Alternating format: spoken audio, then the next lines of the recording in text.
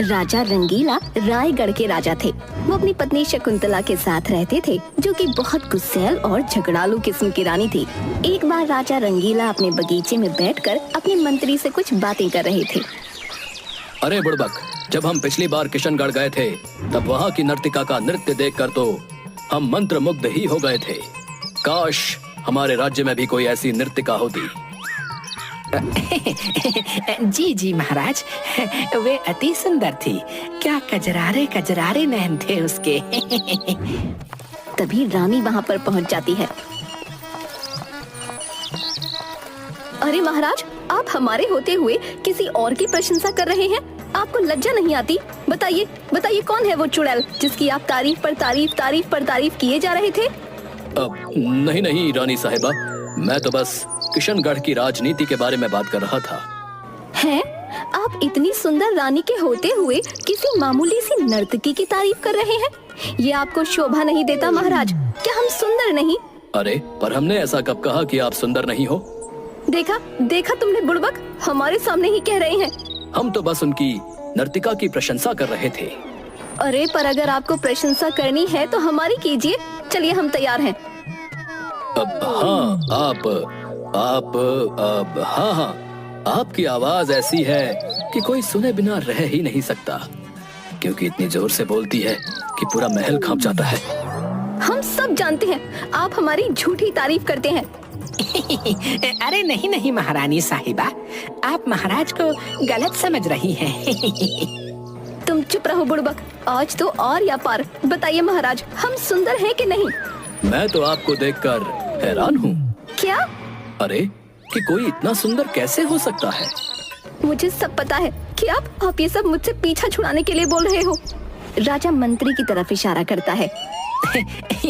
अरे नहीं नहीं महारानी साहिबा, आपको पता है आज महाराज ने खास आपके लिए भूटान से जौहरी बुलवाया है, जो कि इतने सुंदर सुंदर हार लेकर आया है कि वो आपकी सुंदरता में 4 चांद लगवा देगा। हार? मैं तो हार के साथ झुमके भी लूंगी। हाँ। और खुश होकर वहाँ से चली जाती है। बला टली। थोड़ी देर बाद महाराज सभा कक्ष में सभी मंत्रियों के साथ बैठे हुए थे। बुड़बक, इस साल राज्य में अस्पताल बन जाने चाहिए। महाराज महाराज, अरे ओ महाराज, वो भूटान से जौहरी आ रहे थे ना, कब आएंगे? वो हमारा गला उनके लाए हुए हार को पहनने के लिए तरस रहा है। अरे रानी साहिबा, रास्ते में ही होंगे, शाम तक आ जाएंगे। मुझे तो लगता है कि आपने किसी जौहरी को बुलवाया ही नहीं है। नहीं नहीं रानी साहिबा, आप गलत समझ रही हैं। तुम चुप रहो बुड़बक, जब देखो तब महाराज की चापलूसी करते फिरते हो। मुझे सब पता है, आपने किसी जौहरी को नहीं बुलवाया। महारानी साहिबा, वो भूटान के जौहरी आ गए हैं। हाँ हाँ चलो। वैसे महाराज, हम चाहते हैं कि आप सोने चांदी हीरे जवाहरात की कीमत कम कर दी जाए, ताकि आम औरतें भी आसानी से गहने खरीद सकें। अरे रानी साहिबा, पर एक बात सोचिए, अगर आप इनके दाम कम करवा देंगी तो फिर आप में और उनमें क्या फर्क रह जाएगा? सभी कम दाम में जेवर खरीद लेंगी तो फिर आप में और उनमें क्या फर्क रह जाएगा? बात तो आप सही कह रहे हैं। अगले दिन। रानी साहिबा, आज हम एक बहुत जरूरी काम से रामगढ़ जा रहे हैं। वैसे महाराज, वहाँ से आप हमारे लिए केवड़े का इत्र ले आएंगे? महारानी साहिबा, आप समझते क्यों नहीं? हम घूमने फिरने नहीं, हम वहाँ बहुत जरूरी काम से जा रहे हैं भाई। वैसे महाराज, हम भी कितने दिन से घूमने नहीं गए, हम भी चलेंगे आपके साथ? रानी साहिबा, हम जरूरी काम से वहाँ जा रहे हैं। इसका मतलब हम आपके लिए जरूरी नहीं है? अभी तो हमारे लिए हमारी प्रजा आपसे भी ज्यादा जरूरी है, क्योंकि अगर आज रामगढ़ के राजा से हमारी संधि नहीं हुई तो वो हम पर हमला कर सकते हैं। अब मैं इनकी अकल ठिकाने लगाऊंगी। फिर राजा अपने मंत्रियों के साथ रामगढ़ के लिए निकल जाता है।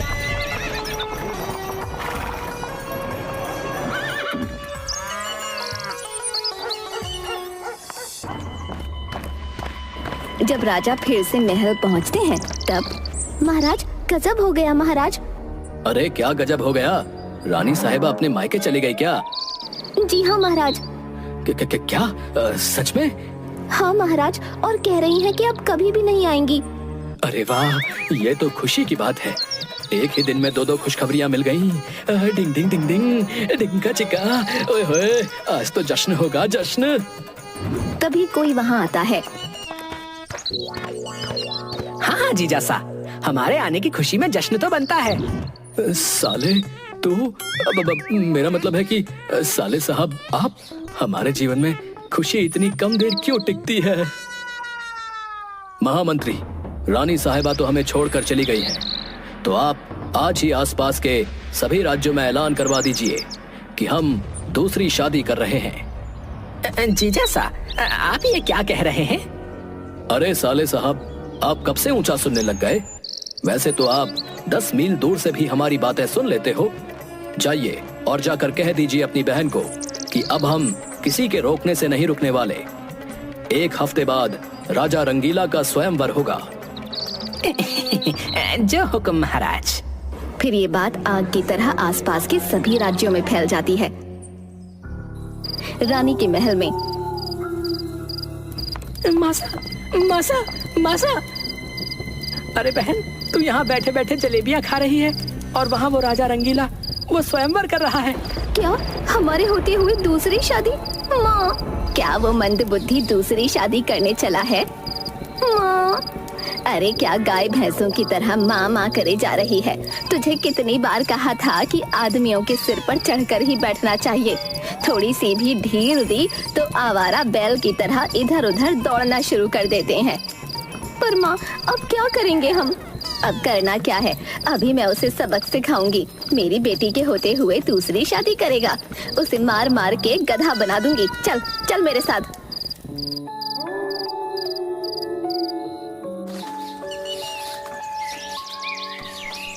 स्वयंवर के दिन सभी रानियां राजमहल में उपस्थित हो जाती हैं। अरे बुड़बक, इतनी सुंदर सुंदर राजकुमारियां हैं, मुझे तो समझ ही नहीं आ रहा कि मैं वरमाला किसे पहनाऊंगा। आप सभी राजकुमारियों का राजमहल में स्वागत है। हमें बहुत खुशी हुई कि आप सभी हमारे आमंत्रण पर यहाँ प्रस्तुत हुई। मैं बिठूर की राजकुमारी चमेली हूँ। और फिर अलग अलग रानियां अपना अपना परिचय देने लगीं। उनमें से एक अंग्रेजी राजकुमारी भी थी। जी, मेरा नाम मैरी है। पर आप इस स्वयंवर में? जी हाँ, मेरा बचपन से ही सपना था कि मैं किसी भारतीय राजा से शादी करूं, और आप मुझे बहुत सुंदर लग रहे हैं और आप बहादुर भी हैं। अरे, आप तो बहुत ही अच्छी हिंदी बोल लेती हैं। हाँ, मैंने हिंदी सीखी है। तभी महारानी शर्मीली और शकुंतला भी आ जाती हैं। अरे बाप रे, अब तो होगी तबाही और राजा रंगीला की शामत आई। रुक जाओ, हम कहते हैं अगर ये स्वयंवर आगे बढ़ा तो यहाँ खून की नदियाँ बह जाएंगी। मेरा नाम शर्मीली है, लेकिन शर्म का मुझ में एक कतरा नहीं। माफ कीजिए शर्मीली देवी, अब बहुत देर हो गई है। ले जाइए आप अपनी बेटी को, हमें जरूरत नहीं है अब उनकी। वैसे भी रानी साहिबा खुद हमें छोड़कर गई थी। हमने उन्हें बहुत से खत लिखे, लेकिन हमारे एक खत का भी उनका जवाब नहीं आया। अगर आपने दूसरी शादी की तो आप सोच भी नहीं सकते कि मैं आपका क्या हाल करूंगी। और तुम यहाँ सभी नाक कटवाने के लिए क्यों आ गई? मैं कहती हूँ निकल जाओ यहाँ से। अगर तुम में से कोई भी मुझे यहाँ दिखाई दी तो मैं तुम सबका वो हाल करूंगी जो तुमने कभी सोचा भी नहीं होगा। अगर अपनी इज्जत प्यारी है तो चली जाओ यहाँ से। रानी शकुंतला गुस्से में पास खड़े एक सैनिक की तलवार ले लेती हैं और राजा की गर्दन पर रख देती हैं। अगर अपनी जान प्यारी है तो कह दो इन सभी राजकुमारियों से कि चली जाएं यहाँ से। अरे रानी साहिबा, आप ये क्या कह रही हैं? मेरी गर्दन कट जाएगी। ये तो आपको तब सोचना चाहिए था जब आपने दूसरी शादी करने का फैसला लिया था। रानी साहिबा रुक जाइए, मैं इन सभी को बाहर छोड़कर आता हूँ। रुक जाइए, आप सभी से मेरा अनुरोध है कि आप सभी यहाँ से चले जाइए, नहीं तो अगर महाराज ही नहीं रहेंगे तो आप सबकी शादी किससे होगी। सभी राजकुमारियाँ चली जाती हैं। अरे महारानी साहिबा, अब तो तलवार हटा लीजिए। खून तो पीती ही हो, अब क्या खून बहाकर ही दम लोगी? रानी गुस्से में राजा की तरफ देखती है। तभी पीछे से आवाज आती है क्वीन मैरी की। महारानी, आपने सबको तो भगा दिया, लेकिन मैं उनमें से नहीं जो आपकी धमकी से डर जाऊं। मैं करूंगी महाराज से शादी और आप मुझे नहीं रोक सकती। फिर मैरी राजा का हाथ पकड़कर अपने साथ ले जाने लगती है। अरे ओ, ऐसे कैसे मेरे पति को ले जा रही हो? तभी रानी शकुंतला भी राजा का हाथ पकड़ लेती है। फिर दोनों राजा को अपनी अपनी तरफ खींचने लगते हैं। अब तो महाराज को भगवान ही बचा सकते हैं। फिर सभी लोग बगीचे में बैठे हुए थे। अच्छा, तो इसका मतलब ये सब नाटक था? हाँ हाँ महारानी साहिबा, ये सब आपको बुलाने के लिए एक नाटक रचा हुआ था। अरे वो सब तो ठीक है, पर अब उस भूरी बिल्ली का क्या करना है? हाँ, कब से महाराज उसके आगे पीछे घूम रहे हैं। अरे लाडो, मैंने तुझे पहले से ही कहा था अपने पति को काबू करके रख। अब देख कैसे वो भूरी बिल्ली के पीछे दुम हिलाए घूम रहा है। अरे नहीं नहीं महारानी साहिबा, वो तो उनकी मजबूरी है। आप तो चुप ही रहो, ये सब आपका ही किया कराया है। तभी मैरी और राजा भी वहाँ पर पहुँच जाते हैं। मिस्टर किंग, हमारी मैरिज के बाद इस लेडी को हम मेड बनाकर रखेंगे, okay? Okay okay. And you old lady? ए बुड़बक, ये भूरी बिल्ली क्या बोल रही है? महारानी साहिबा, ये आपको बूढ़ी औरत बोल रही है। हाँ, चुड़ैल, मैं तेरा खून पी जाऊंगी, तेरी आंखें नोच लूंगी। अरे तुझसे तो ज्यादा जवान हूँ मैं। तुझे मैं श्राप देती हूँ, तेरे बालों में जुएं पड़ जाएं, तू काली हो जाए। ओके चलो डार्लिंग, वैसे भी मुझे ज्यादा भीड़-भाड़ पसंद नहीं है। और राजा को मैरी अपने साथ लेकर चली जाती है। ए भूरी बिल्ली, अगर तू मेरे जमाई से शादी करना चाहती है तो तुझे मेरी बेटी से मुकाबला करना होगा। ठीक है, मुझे मंजूर है, मैं आपकी बेटी से कंपटीशन करने को तैयार हूँ, पर क्या करना होगा मुझे? अगले दिन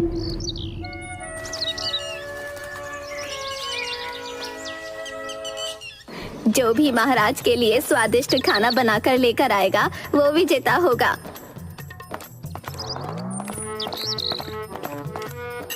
सिर्फ दोनों महाराज के लिए कुछ न कुछ बना कर ले आती हैं। क्या बनाया है ये? इसे नूडल्स कहते हैं। महाराज को ये सब पसंद नहीं है। मैंने महाराज के लिए स्वादिष्ट उनका पसंदीदा शाही कौरमा बनाया है। कोई बात नहीं मिस्टर किंग, हम शादी के बाद इन्हें अपना शेफ रख लेंगे।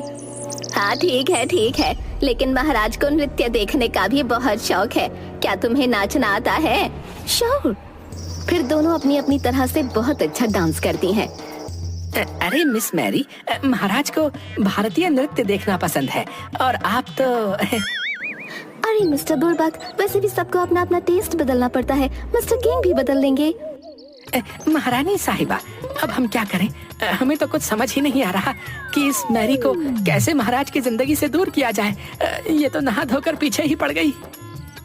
बताइए मिस शर्मीली देवी, हम दोनों में से महाराज किससे शादी करेंगे?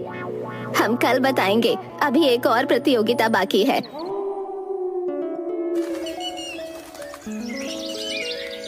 अगले दिन सभी लोग राज दरबार में थे। सभी लोग तो आ गए, पर महाराज को आने में इतनी देर कैसे हो गई? वो तो हमेशा दरबार में वक्त पर ही आते हैं। तभी एक सैनिक आता है। महारानी साहिबा, हमें महाराज के कक्ष में से ये खत मिला है। क्या लिखा है इसमें मंत्री जी? हाँ मंत्री जी, क्या लिखा है? इसमें लिखा है कि महाराज को पास के राज्य के राजा ने बंदी बना लिया है और उन्हें महाराज के बदले 30,000 स्वर्ण मुद्राएं चाहिए। अगर मेरे महाराज को कुछ हो गया तो मेरा क्या होगा? मंत्री जी, आप जल्द से जल्द उन्हें जितनी भी स्वर्ण मुद्राएं चाहिए उनको दे दीजिए। माफ कीजिएगा रानी साहिबा, पर छोटा मुंह बड़ी बात। पर महाराज के शाही खजाने में तो 30,000 स्वर्ण मुद्राएं नहीं है कि हम उन्हें छुड़ा सके। क्या मतलब है तुम्हारा? ऐसा तो हो ही नहीं सकता। इतने बड़े राज्य के बावजूद उनके पास 30,000 स्वर्ण मुद्राएं भी नहीं है। हाँ, वो क्या है ना कि इतने बड़े राज्य को चलाने में खर्चा ही इतना होता है कि शाही खजाने में अब कुछ भी नहीं बचा। अब महाराज को कैसे बचाएं? शकुंतला उठकर कहीं चली जाती है।